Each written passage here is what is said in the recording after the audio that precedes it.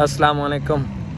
पीछे भी घने बादल और ये देखें बारिश, वो गैरिजन का बोर्ड और ये क्रिकेट ग्राउंड ऐसे जैसे मछली फार्म बना हुआ है, स्विमिंग पूल की तरह। बड़ी मूसलाधार कैट्स एंड डॉग शदीद बारिश हुई है चौक आज़म में। और सिचुएशन ये, मैं सिर्फ बाज़ार अड्डे तक एक काम गया था और बारिश आ गई मस्जिद नमाज़ पढ़ते पढ़ते। तो वापसी पे बाइक के फुल टायर, ज़िंदगी में पहली दफ़ा ऐसा हुआ कि साइलेंसर, फुल टायर, सारा कुछ पानी में था। मेन रोड भी यही और गलियों में भी इससे ज़्यादा सिचुएशन थे। फुल टायर ये अगले पिछले दोनों बाइक के, और मेरे साथ 1 to 5 वाले 2 3 4 5 जितने भी लोग थे, सारी बाइक्स वहाँ मेरे साथ बंद हुई हैं। सिर्फ एक वो मेरी बाइक जा रही थी भी, ये छोटी CD70 थी।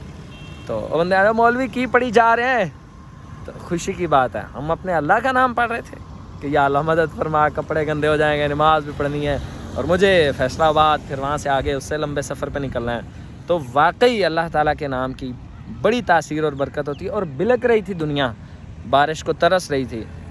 50 के करीब टेम्परेचर रहा है ये 2 दिन। और ये इंसान की कमज़ोरी और औकात है कि पूरी दुनिया तड़प और सिसक रही थी।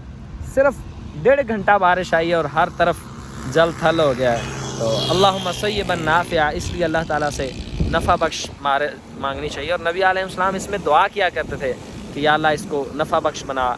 ऐसा ना हो कि जैसे आद और समूद पे बारिशें और आंधियाँ आईं और आपने उनको जड़ से उखाड़ के रख दिया, इस तरह हमारे साथ ना हो। तो ये इंसान की कमज़ोरी भी है। 1 मिनट में हर तरफ फिर घबरा जाता है, पानी से पहले गर्मी से घबरा जाता है। इसीलिए आखिरी हल अल्लाह ताला पे उम्मीद, तवक्कुल, उसकी रहमत का सहारा है और ये इसी पे कायम रहना चाहिए।